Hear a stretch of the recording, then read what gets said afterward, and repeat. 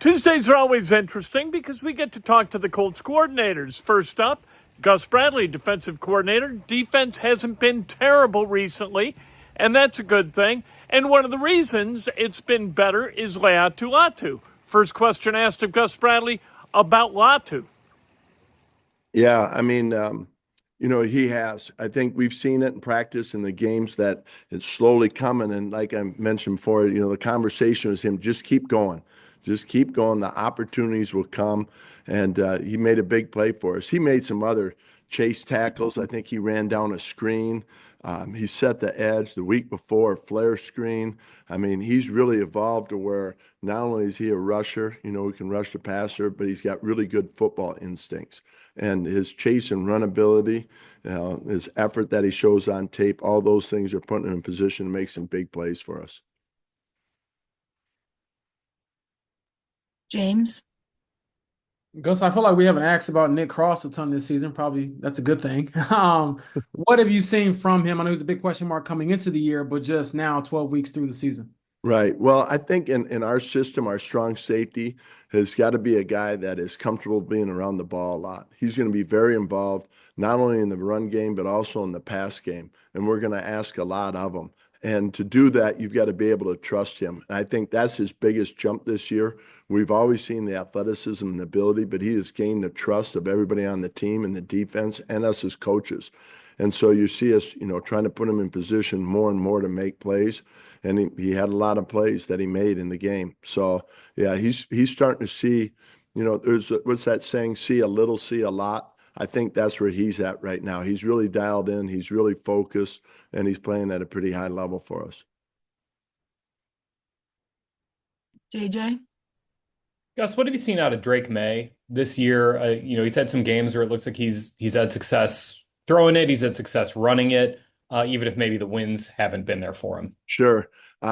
We just watched a tape, 50, 60 play reel where just his ability to extend plays, make plays, and then his ability to run. He's got a lot of yards rushing.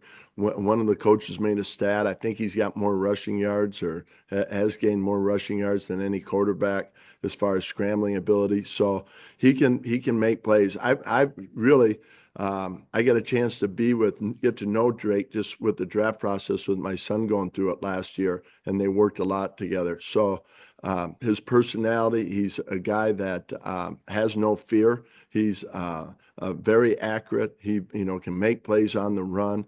I think he's really gotten better and better and more comfortable week after week in the system. So, his accuracy, there's a reason why he was taken high, right? He's got good poise. Nothing seems to bother him. He extends plays, can make plays on the run. And, I think he's getting better with each game. So we expect to see a really good version of him. You're talking about getting to know him as Carter went through the process too. Like, how does that no fear mentality that he has, how does that keep him dangerous, even if maybe the Patriots aren't winning a ton of games? Sure. At this point? I think his ability, like you see some of his big plays, even the Miami game, right? Their first touchdown, he gets out of the pocket, it's long yardage situation, his eyes are looking downfield, makes a big play, and they end up scoring a touchdown on it. So I think he just has that ability. And on the run, he's pretty accurate. And, he's just, I've got a lot of respect for him, and I think his game will only get better and better. I think, probably teams that have played him in their division for the first time compared to the second time seeing him, probably would say the same thing because that's what shows up on tape. Nate? Hey Gus, how do you think Dio's kind of handling things this year? It seems like his versatility has been probably pretty important for you guys with some of the injuries at different spots. So how do you think he's kind of stepped up in these weeks? Yeah, we're very grateful for him because we play him at the end spot. We play him inside. He's got high football IQ, really good instincts. So, a big man like that playing on the edge gives you some different options. So, he's, truly it could be a left end without a doubt. And, the ability to rush inside. But he's tough, he's physical, and, plays extremely hard. 2 weeks ago, that play that he made against the Jets, right? It was a critical time, and he chased down a screen. So he's showing up in multiple ways for us. Yeah.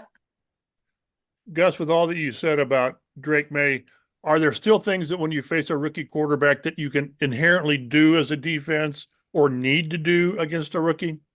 Yeah, I think, Chap, that's a good call. You watch on tape, see how teams are playing them.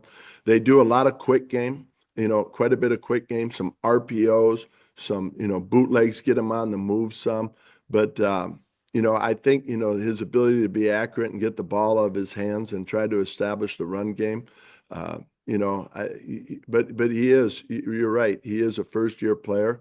But I do see the poise of a guy that's had some games under his belt. Like it doesn't phase him much, some of the things he sees. If he does get pressure, he'll come back the next play and make a great throw. So, I think we'll learn a little bit on the run while playing him because of the number of plays that are on tape. Thanks, Gus. Steven? Hey, Gus. Regarding Kenny Moore, one of the things that some of the young guys have said is that he just has an incredible football IQ, and he sees stuff. When you guys watch film, he'll see it before it even unfolds. Can you tell me just kind of what you've learned about that? And then secondly, also his toughness for a guy his size, the way he plays and tackles, it seems pretty impressive. Boy, you're right. I think, when you have him in meetings and now that he's been in the system, there might be a couple plays I pull up and say, all right, hey, Kenny, look at this play, put yourself in this coverage. And he's already nodding and way ahead of the game, and he just sense it, boy. And, he'll take it from the meeting room. And then you might, in the middle of the series, that we're playing, we're practicing, throw it in there, and he does it exactly how it should look. He's just one of those guys that his football IQ, and you don't have to tell him twice. You don't have to show him 10 plays. You just have to show one play, and he understands it. So that part of it, yeah, really count on him, and he's really a steady force for that group. And then his toughness, he is. I mean, he's not like he's 220-pound big nickel out there, but he sure plays like it. He'll be in the box and he'll have to play inside a wing, and his physicality shows up. So, that toughness that he brings to the DB group is something I think they all appreciate, as we do as coaches. Does it? I mean, that takes like fearlessness, I guess, right? I mean, that's not everybody has that in the NFL to a degree, but I mean, is there something that sets him apart in that regard? I think that sometimes, everybody you ask to do it in the nickels I've been a part of, hey, we're going to ask you to do this. You got to play the next available, and this power is going to get noisy in there. And, you might get a couple of guys roll their eyes a little bit, but they'll do it, where Kenny doesn't even flinch. He just knows that comes with the part of being a nickel. And it doesn't matter. I mean, he's going to have to do those things that maybe where it gets a little noisy. And he just doesn't blink. He doesn't blink. So, that's one where you can spend your time, all right, show him a few things, and then you're on to coaching other guys because he does have a pretty good understanding. 5'9" linebacker, right? Yeah, that's right. That's right. He really plays like a big nickel, even though he's, has the coverage skills of a quicker nickel. Okay. All right, we'll wrap it up here with Nate. Hey, Gus, you guys handled the Lions' passing attack pretty well, but just seemed like they often would find those guys in the middle of the field on third down. Just from your estimation, what kind of was the issue just with some of those guys being open in the middle of the field? Yeah, I think, to explain it, just to give you an idea, that they were really successful on third down. I mean, their percentage, and when I say successful, I say they're big plays. Teams would play, quite a bit of man coverage on them. And a number of their explosive plays came on runaway routes and crossers and things where, it's 3rd and 5, and that turned into a 50-yard gain or a 60-yard gain. And so we were very aware of that to try to limit explosive plays on third down. And, they did a good job. They had an audible system where they could, check to see if you were in man, if you were in zone, if they could run the ball. And we had a system, too, that felt like, we could check in and out of things. And there was a couple there where we felt like, I think you saw it, the quarterback was up under center. It was like a 3rd and 8 in a high red zone, and they ran the ball. And, it just happened quick. We missed the check, and I should have known better, too, to put the check with me on it at that time. The other one, I think it was at like the 45-yard line. We ended up stopping him, but they kicked a field goal. on that one, we busted a coverage.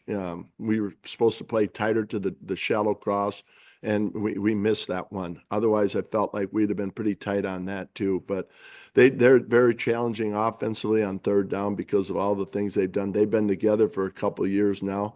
And so, yeah, there was a couple of them where we were trying to take the deep away. We felt like we could plant and break and keep them underneath the yardage to where they'd have to punt it. And, we weren't clean enough on a couple of those. All right, that's a pretty good explanation by Gus Bradley about how they defend those third and middle plays against a team like the Lions, a team that can get splash plays out of those. The Colts, they look like they're giving up the sticks. They're really trying not to give up the sticks. They're really trying to put themselves in a position where if they throw underneath the Colts, they can get to the ball before the Lions get to the sticks.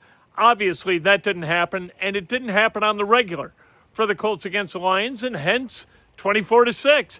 That's the way it goes. Hopefully, the defense for the Colts able to take advantage of what is a really bad offensive line for the Patriots, despite the fact that Drake May is pretty damn good at quarterback and a guy who, when the pocket breaks down, he can find a route to go get yards and move the sticks, just like Gus Bradley said.